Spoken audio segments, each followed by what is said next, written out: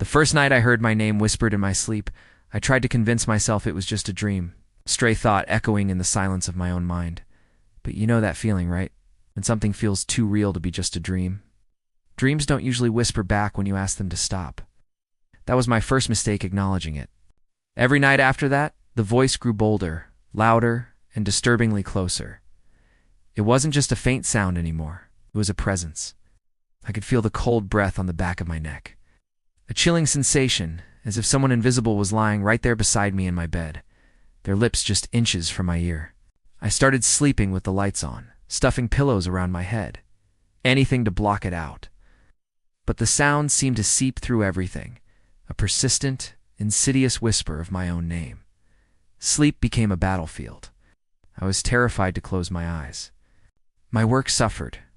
My friendships frayed. How do you explain to someone that you're being haunted by a sound? They'd think you were losing your mind. Honestly, I was starting to believe it myself.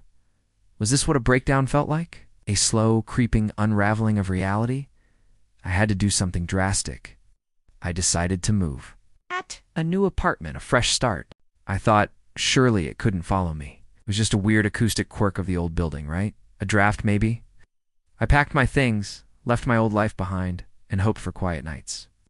The first few nights in the new place were blissfully silent. I started to relax, to breathe again.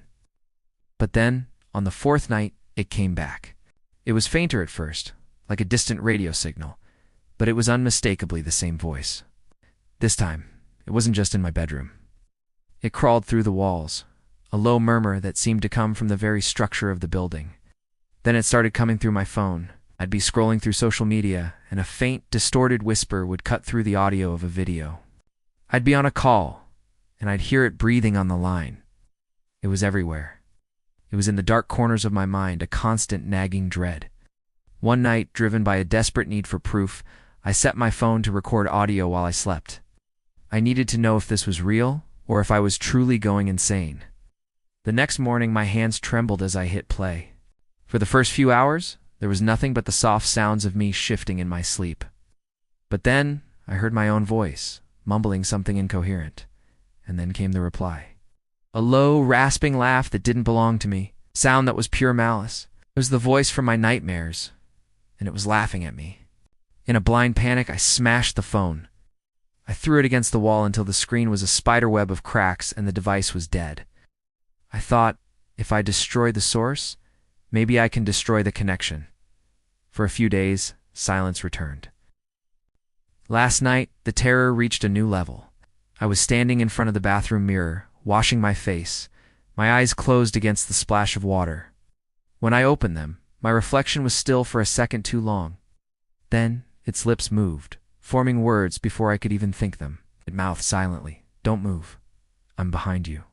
My blood ran cold. I didn't dare turn around. I just stood there, paralyzed, staring at my own face, twisting into a silent scream in the mirror. I don't know how long I stood there before I finally bolted from the room. I know it's still here. It's waiting. So if you ever hear something calling your name when you're completely alone, whatever you do, don't answer. Don't acknowledge it. It's not a dream. It's not your imagination. It's waiting for an invitation. If you enjoyed this story and want to hear what happened next, before it finds me again, make sure to like this video and hit that subscribe button and the notification bell so you don't miss it.